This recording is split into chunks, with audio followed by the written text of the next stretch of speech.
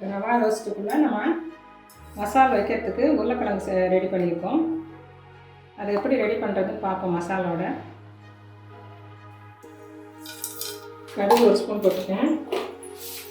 இஞ்சி பூண்டு தட்டினது, கருவேப்பிலை,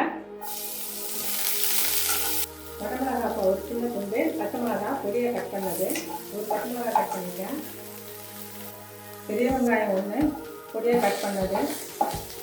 நீங்கள் உப்பு போட்டுக்கலாம் வெங்காயம் வதங்கிறதுக்காக. தக்காளி போட்டுக்கலாம். 2 பழம், சின்ன பழம் கட் பண்ணது.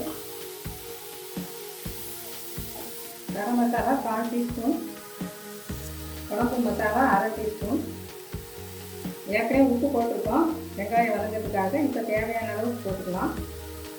இப்போ லைட்டாக தண்ணி தெளித்து மூடி போட்டு வச்சுருவோம் அந்த மசாலாலாம் இது பண்ணுறதுக்காக. போயிருக்கோம். 3 உருளைக்கிழங்கு